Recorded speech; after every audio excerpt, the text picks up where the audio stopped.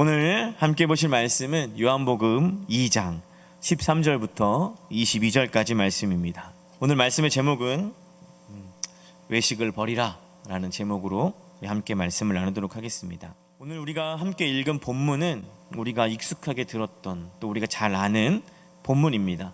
그래서 오늘 본문의 어떤 내용들을 이렇게 보기보다 그 안에 있는 구체적인 의미가 무엇인지를 확인하는 시간을 갖고자 합니다. 우리 예스 운동 하도록 하겠습니다. 우리 옆에 있는 분들을 보시면서 우리 다음 세대가 무엇이든 섬김은 나의 기쁨입니다. 예스. 제 뒤에 자꾸 꽃이 보여가지고 제가 깜짝 놀랐습니다. 꽃을 든 남자는 아닌데 죄송합니다. 그 본문의 내용은 예수님께서 성전에 장사하는 자들을 어떤 정당한 거래를 하지 않기에 성전을 더럽혔고 또 그들을 쫓아내시면서 하나님의 집인 성전을 정결케 하신 내용 정도로만 우리가 알고 있습니다. 그러나 이 16절 내 아버지 집으로 장사하는 집을 만들지 말라 라고 하신 말씀은 이 공간복음서의 마태복음에도 등장을 하는데요. 이 마태복음에 보면 장사하는 자들만을 혼내시기 위해서 하신 말씀이 아니라는 것을 우리는 알 수 있습니다. 마태복음 21장 12절 13절을 보시면 제가 읽어드리겠습니다. 예수께서 성전에 들어가사 성전 안에서 매매하는 모든 사람들을 내쫓으시며 돈 바꾸는 사람들의 상과 비둘기 하는 사람들의 의자를 둘러 엎으시고 그들에게 이르시되 기록된 바 내 집은 기도하는 집이라 일컬음을 받으리라 하였거늘 너희는 강도의 소굴을 만드는도다 하시니라 라고 말씀합니다. 여기서 주의 깊게 봐야 하는 것은 이 요한복음엔 기록되지 않았지만 기록된 바, 한번 말씀 띄워주시겠어요? 기록된 바 내 집은 기도하는 집이라 일컬음을 받으리라 하였거늘 너희는 강도의 소굴을 만드는도다 라고 하신 이 예수님의 말씀입니다.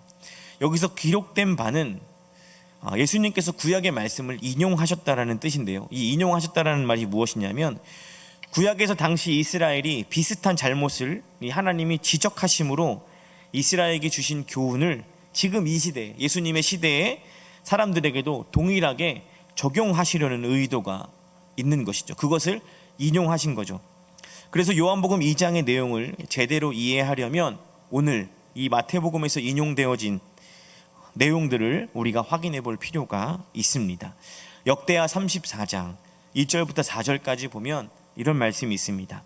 요시야가 왕위에 오를 때에 나이가 8세라 예루살렘에서 31년 동안 다스리며 여호와 보시기에 정직하게 행하여 그의 조상 다윗의 길로 걸으며 좌우로 치우치지 아니하고 아직도 어렸을 때 곧 왕위에 앉은 지 8년에 그의 조상 다윗의 하나님을 비로소 찾고 제20년에 유다와 예루살렘을 비로소 정결하게 하여 그 산당들과 아세라 목상들과 아로새긴 우상들과 부어 만든 우상을 제거하여 버림에 무리가 왕 앞에서 바알의 제단을 헐었으며 왕이 또 그 제단 위에 높이 달린 태양신들을 찍고 또 아세라 목상들과 아로새긴 우상들과 부어 만든 우상들을 빻아 가루로 만들어 제사하던 자들의 무덤에 뿌리고. 이게 무슨 내용이냐면 이 요시야는 남유다 말기의 왕입니다. 그는 범국가적인 종교개혁을 일으킨 아주 큰 업적을 남긴 왕인데요. 역대하 34장 1절부터 7절을 보면 그가 우상을 제거했다라는 내용들이 언급되어 있고 또 8절부터 14절까지 보면 성전을 수리했다라는 기록들이 있습니다. 이 요시야 왕이 성전을 수리하다가 여호와 율법책을 발견하게 되고요. 이 요시야는 율법책을 읽고 더 깊이 하나님께 회개하고 책에 적힌 내용대로 하나님의 말씀을 순종하려고 또 순종하기로 결심을 합니다. 그리고 범국가적인 종교개혁 운동을 벌입니다. 그래서 역대하 35장에 보시면 요시야 왕이 이스라엘 역사를 통틀어 다윗 왕, 히스기야 왕, 그 다음 요시야 왕, 이 3대 성군으로 불리는 왕이 됩니다. 그 정도로 모범적이고 어떤 정말 하나님의 앞에서 최선을 다했던 왕이죠. 특별히 요시야 왕은 하나님의 뜻대로 성전을 많이 정결하게 하려고 노력했던 왕입니다. 이렇듯 요시야 왕은 선두에서요 종교 개혁을 단행했습니다. 백성들은 회개하고 그들은 진심으로 주님을 따르게 한 것뿐만이 아니라 이 요시야 왕은 유월절도 지킵니다. 역대하 35장 18절에 보면 선지자 사무엘 이후로 이스라엘 가운데서 유월절을 이같이 지키지 못하였다라고 기록하고 있습니다. 무슨 얘기냐면 사무엘 이후로 유월절을 지킨 왕이 없었는데 요시야가 그가 재위할 당시 유월절을 지켰다라고 성경이 기록하고 있는 것이죠. 얼마나 대단한 왕입니까? 그죠? 어떻게 보면 종교적으로 이 이스라엘이 가장 깨끗해 보이는 또 그런 시대의 어떤 왕이었는데요. 얼마 지나지 않아 예레미야 선지자를 통해서 유다에게 너희는 이것이 여호와의 성전이라 라는 거짓말을 믿지 말라라고 경고하십니다. 이 예레미야는 이 요시야 왕 때부터 이제 그 시드기야 왕까지 이스라엘의 마지막을 지켰던 선지자입니다. 그가 너희는 이것을 여호와의 성전이라 하고 하는 거짓말을 믿지 말라라고 이야기를 한다는 것이죠. 왜 그럴까? 우리는 그 부분들을 좀 살펴봐야 됩니다. 지금 역사적인 정황을 보면 요시야가 잘하고 있습니다. 그렇죠? 종교 개혁을 일으키고 백성들을 회개시키는 어떤 그런 종교 개혁 운동을 잘하는 것 같은데 하나님께서는 무엇 때문에 거짓말을 믿지 말라라고 하셨는지 우리가 좀 말씀을 찾아보기를 원합니다. 여러분 성경책을 펴서요 예레미야 7장 4절을 한번 보시기 바랍니다. 여기는 계속 좀 펴놓고 계시면 좋을 것 같아요. 예레미야 7장 계속 확인할 거기 때문에 좀 보시면 좋을 것 같아요. 4절부터 우리 좀 길지만 11절까지 예레미야 7장 4절부터 11절까지를 우리 같이 자막을 보시고 또 성경책을 보시고 우리 같이 읽겠습니다. 시작. 너희는 이것이 여호와의 성전이라 여호와의 성전이라 여호와의 성전이라 하는 거짓말을 믿지 말라. 너희가 만일 길과 행위를 참음으로 바르게 하여 이웃들 사이에 정의를 행하며 이방인과 고아와 과부를 압제하지 아니하며 무죄한 자의 피를 이곳에서 흘리지 아니하며 다른 신들 자초하지 아니하면 내가 너희를 이곳에 살게 하리니 곧 너희 조상에게 영원 무궁토록 준 땅이니라. 보라, 너희가 무익한 거짓말을 의존하는도다. 너희가 도둑질하며 살인하며 간음하며 거짓 맹세하며 바알에게 분향하며 너희가 알지 못하는 다른 신들을 따르며 내 이름으로 일컬음을 받는 이 집에 들어와서 내 앞에 서서 말하기를 우리가 구원을 얻었나이다 하느냐. 이는 이 모든 가증한 일을 행하려 함이로다. 내 이름으로 일컬음을 받은 이 집은 너희 보이느냐? 보라, 나 곧 내가 그것을 보았노라. 여호와의 말씀이니라. 어떤 거짓말이냐면 여호와의 성전이라 여호와의 성전이라 하는 말이 거짓말이다 라고 말합니다. 남유다는 예루살렘에서 이 여호와의 성전이 맞습니다. 요시야를 통하여 우상을 제거하고 깨끗하게 되어진 성전이 맞는데 왜 하나님은 이 예레미야의 입을 통해서 유다 백성들에게 여기가 여호와의 성전이라는 말이 거짓말이다 라고 하셨다는 거죠. 기껏 수리하고 성심성의껏 모여서 하나님께 예배를 드리고 제사를 드리고 있는데 하나님 뭐라고 얘기하시냐면 너희가 내 집에 도둑의 소굴로 만들었다. 오늘 이 요한복음, 마태복음과 요한복음에 인용되었던 말씀이 바로 이 여기에 등장하는 것이죠.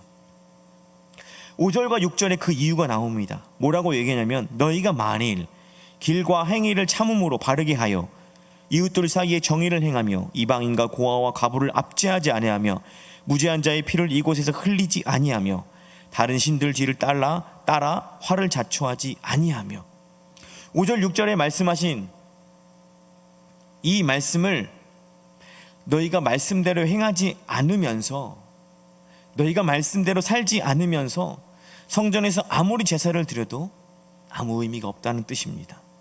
좀 더 정확하게 이해하기 위해서 8절을 보시면요 너희가 무익한 거짓말을 의존하는도다 라고 얘기합니다. 여기서 거짓말은 앞서서 얘기했던 것처럼 이것이 여호와의 성전이다 라는 말입니다.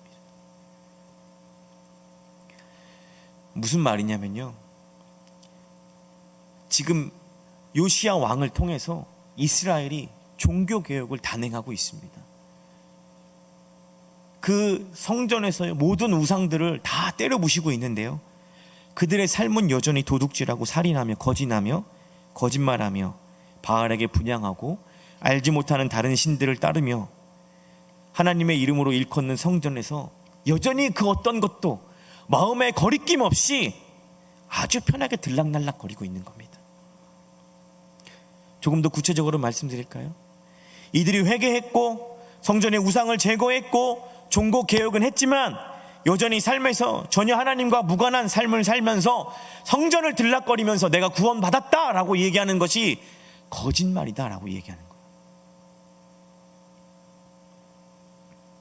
여러분, 나중에 이 예레미야를 읽어보시면 예레미야를 통해서 나라가 망할 거다라고 외치자 이 유대 백성들이 뭐라고 얘기합니까? 우리는 요시야 왕을 통해 종교개혁을 하고 하나님께 돌아가지 않았냐라고 외친다니까요. 여전히 그들의 삶은 아무것도 변한 게 없는데도, 종교개혁은 했지만 여전히 그들의 삶의 변화는 아무것도 없었습니다.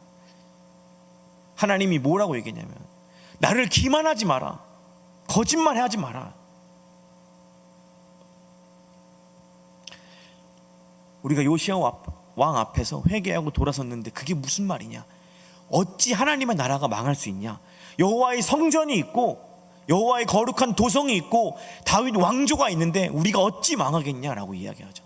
하나님은 너희가 거짓말하고 있다라고 이야기합니다. 여러분, 회개는요, 과거에 우리가 잘못한 것을 고백하는 수준, 눈물 한번 쫙 흘리고 시원해서 그 정도가 회개가 아닙니다. 이게 틀린 것이 아니라 덜 회개하신 겁니다. 진정한 회개는요, 내가 가던 그 길을 돌아서서 하나님께서 지금 나에게 요구하시는 올바른 길로 가는 것이 참 회개입니다. 여전히 나의 반복된 과거의 잘못으로 하나님 죄송합니다, 다시는 안 그러겠습니다, 이번 한 번만 용서해 주십시오, 이렇게 기도하고 펑펑 울고 마음 시원해지면 하나님 응답하셨구나.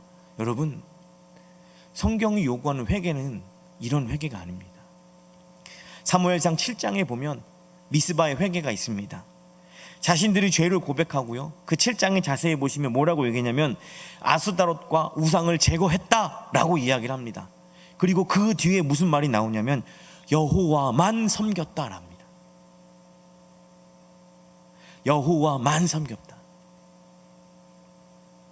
이게 참 회개입니다. 이렇게 회개하니까 하나님께서 어떻게 하시죠? 미스바에 모였다 함을 듣고 블레셋이 쳐들어왔을 때 하나님께서 우레를 바라셔서 다시는 사무엘이 사는 날 동안 블레셋이 이 이스라엘 근처로 접근도 못합니다.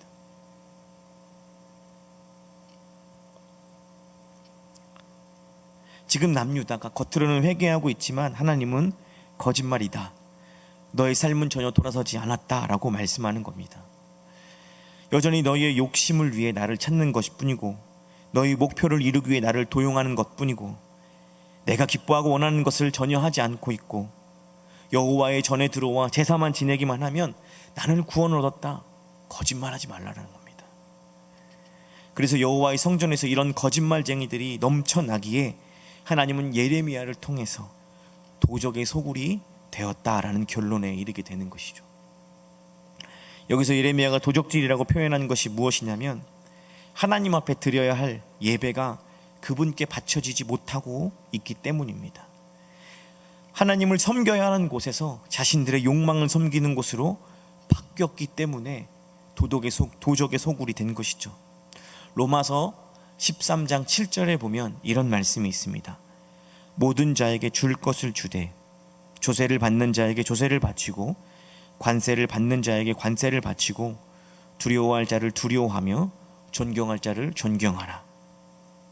이 말이 뭐냐면요, 10계명에서 도적질하지 말라라는 계명을 여러분들이 대요리 문답이나 소요리 문답을 찾아보시면 이 말이 나옵니다. 바울이 뭐라고 얘기냐면 로마의 권력에게 줄 것을 주는 것이 도적질하지 않는 것이다 라고 말합니다. 이 로마는요, 부당한 권세 아닙니까? 그리스도를 믿는 자들을 십자가에 못 박거나 사자의 밥으로 주거나 로마의 거리를 밝히는 등불로 사람을 산채로 잡아서 쓰던 그 로마의 권력 앞에 사도 바울이 도적질하지 않는 것이 무엇이냐? 그들에게 줄 걸 주라는 겁니다. 마땅히 존경해야 될 사람을 존경하라는 말입니다. 영광을 돌려야 할 분에게 영광을 돌리지 않는 것, 이 모든 것이 도적질이다 라고 말하는 거예요. 요시야 시대에 유다는 앞서서 하나님을 섬기고 뒤에서는요 어떻게 했어요? 이방 나라들과 외교를 맺었어요. 자신의 나라를 존속시키기 위해서 하나님을 의지한 것이 아니라 앞으로는 종교개혁을 했지만 뒤로는 외교로 다른 나라와 교섭하면서 자신들의 살 길을 찾았다고요.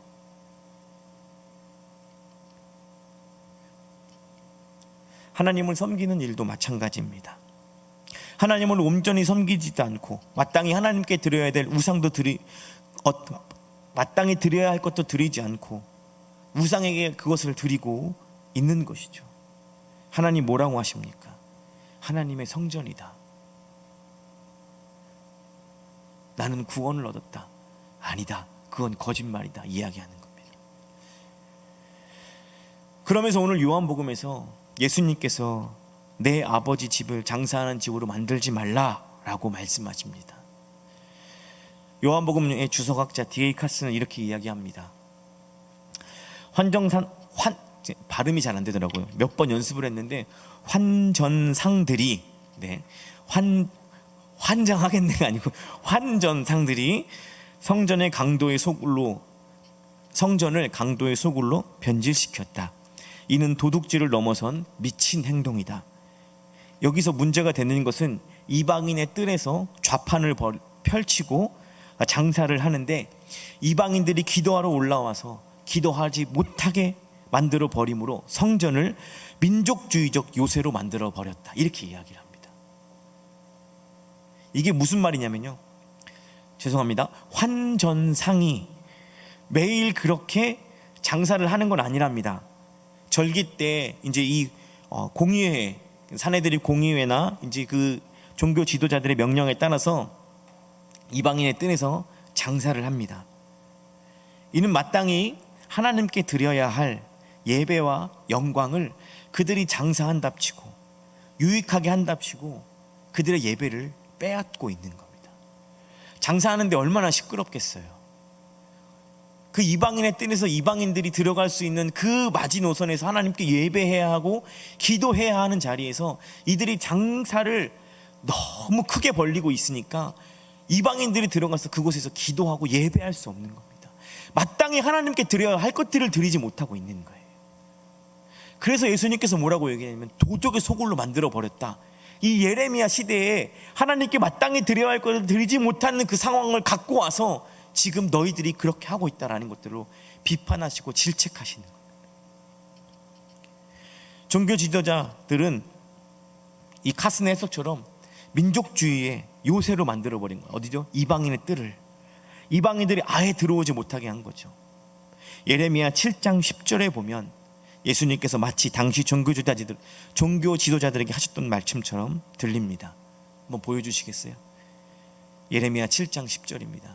내 이름으로 일컬음 받은 이 집에 들어와서 내 앞에 서서 말하기를 우리가 구원을 얻었나이다 하느냐, 이는 모든 가증한 일을 행하려 함이니라. 마땅히 하나님께 드려야 할 예배와 영광을 맡고 있으면서 삶으로는 전혀 구원받은 삶의 모습을 보이고 있지도 않으면서 여호와의 성전에 들어와 우리가 구원받았다, 하나님이 자신을 구원하셨다고 안도하는 것, 하나님 가증한 일이라고 말씀하고 있습니다. 여러분, 예수님께서는 하나님은 속지 않으신다라고 말씀하고 있는 겁니다. 하나님은 예레미야의 말씀 가운데 뭐라고 이야기를 하냐면 가난하고 불쌍한 자들을, 소외된 자들을 돌아보라 라고 말합니다. 예수님도 사랑할 때 비로소 너희가 내 제자인 줄 알게 하겠다라고 말씀합니다. 여러분, 솔직히 여러분들의 어떤 그 인맥으로 삼고 싶은 분들이 혹시 있지 않습니까? 가까워지고 싶은 분들이 혹시 있지 않습니까? 내 휴대폰에 이런 사람 한 명 저장되었으면 좋겠다. 어려울 때 전화하거나. 혹시 이번 대통령 선거가 얼마 남지 않았는데요, 대선 출마하는 이 3명이 여러분들에게 전화해서 이번에 대통령 대선에 출마하게 됐는데 잘 부탁드립니다 라고 전화가 온다면 여러분 얼마나 기쁘시겠습니까? 솔직한 마음으로. 저만 기쁜 건 아니겠잖아요. 저한테 전화가 올 일도 없겠지만 자꾸 뭐 설문조사한다고 전화는 오던데요, 솔직히 말해서 우리가 친해지고 싶은 사람들, 우리가 인맥을 맺고 싶은 사람들은 어떤 사람들입니까? 내 휴대폰에 저장되었으면 좋겠다라는 전화번호는 누구의 전화번호입니까? 우리가 바라는 사람입니까? 내가 도움이 되는 사람입니까? 아니면 내가 도움을 줄 수 있는 사람입니까? 도움을 줘야 되는 사람입니까? 여러분, 우리는 이웃을 사랑한다는 말을 너무 크게 보고 있습니다. 내가 할 수 있는 만큼 도우면 되는 거죠. 너무 크게 볼 필요는 없습니다. 제가 새벽 예배를 나오는데요, 아파트 입구에 우유곽이 떨어져 있었어요. 새벽 예배를 가야 하니까 가방을 메고 이제 잠바 주머니에 손을 찔러 놓고 아파트 입구에 떨어진 우유곽을 보며 꺼내기 싫잖아요. 손을 꺼내기 싫고 그거를 또 들고 와야 되니까 얼마나 불편하겠어요. 그냥 왔어요. 와서 예배를 드리는 내내 마음이 너무 찜찜한. 그래서 가는 길에 있으면 내가 주워야겠다라고 생각했는데 누가 치웠더라고요. 제가 그걸 죽지 않는다고 누가 저한테 뭐라고 할 사람도 없습니다. 그러나 그것을 안 주운 것이 제가 후회가 되더라고요. 나중에 또 그런 일이 발생했을 때 주워야 되겠다라는 생각을 했습니다. 이 말을 왜 드리냐면요, 여러분, 기독교에서 말하는 신앙생활은 고상한 종교생활이 아닙니다. 의자에 앉아서 말씀 듣고 헌금하는 행위가 신앙생활이 아니라는 얘기입니다. 삶으로 살아내는 것이 신앙생활입니다.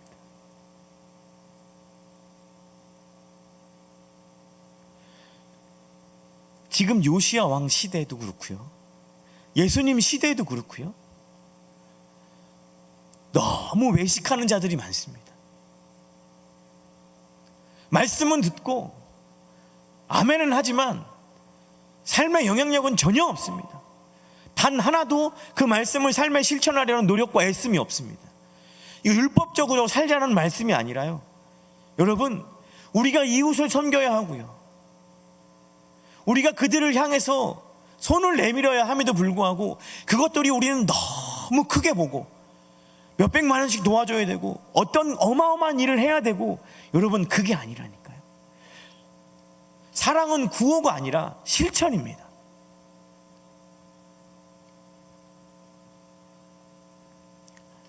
그런 분들은 없겠지만 우리 주변의 이웃들에게는 아주 인색하면서 교회에 나와서 몇백만 원씩 헌금 척척 하는 사람들, 오늘 이 예레미야는 하나님을 기만하지 말라라고 말합니다. 내가 구원받았다, 하나님 그것이 너에게 거짓말이라고 이야기하고 있어요. 강도의 소굴로 너희가 만들고 있다라고 말하고 있어요. 예레미야의 표현에 비하면 가증한 행위다라고 이야기합니다. 말씀을 좀 정리하도록 하겠습니다. 박영석 목사님은 자신의 책에서 오늘 이 요한복음 2장의 말씀을 이렇게 정리하고 있습니다. 예수님은 성전을 헐기 위해 오셨습니다. 겉으로는 제사장 노릇을 하며 제물을 들고 오는 사람들의 잘못된 마음을 헐기 위해 오셨습니다. 우리가 영과 진리로 예배를 드렸는지 돌아보게 하시고 외식하는 자들을 깨우치기 위해 성전을 허시는 것입니다. 사랑하는 성도 여러분, 나의 외식함으로 인해서 하나님 앞에 드려야 할 예배가 그분께 바쳐지지 못하고 있지는 않습니까? 아니면 교회 안에서만 예배하고 있고 세상에서는 전혀 그리스도인답지 않은 삶을 살아가고 있지는 않으십니까? 성경은 단호하게 우리에게 말하고 있습니다. 하나님을 섬겨야 하는 곳에서 혹 나의 욕망을 섬기는 곳으로 우리가 바꾸어 있지 않습니까? 하나님을 여러분들의 욕심과 소망을 이루는 도구로 전락시켜 버리진 않았습니까? 하나님 그런 방식으로밖에 이해하고 있지 못하고 사용하셨다면 죄송하지만 우리의 신앙은 거짓말이고요, 우리는 도둑이고 강도입니다. 무엇보다 그것은 하나님을 기만하는 행위고요, 하나님은 그 기만에 속지 않으십니다.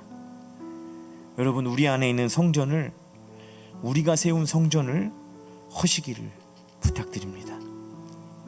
겉으로만 재물을 들고 와서 우리의 헛된 마음을 깨뜨려 버리는 허물을, 그것들을 허물어 버리시기를 주님의 이름으로 부탁드립니다. 하지만 우리로는 할 수 없습니다. 그렇죠? 아무리 우리가 이것들을 알고 깨달았지만 우리로는 할 수 없다는 것이 또한 성경의 증언입니다. 결국 우리는 이 부분에서 예수님께서 오셔서 다시 세우겠다고 하신 것들, 다시 세우겠다라고 하신, 너희가 그 성전을 무너뜨리면 3일 만에 세우겠다라고 하신 그 예수 그리스도가 세우시는 그 성전 안에 우리 마음 속에 그 예수 그리스도가 세우겠다는 성전을 우리 마음에 세워야 합니다. 내가 세우는 나의 성전이 아니라 예수 그리스도를 통해서 내 안에 세워지는 성전이어야 합니다. 예수 그리스도를 통과하여 하나님께서 기뻐하시고 계시는 것들, 하나님께서 기뻐하시는 성전을 세워야 합니다.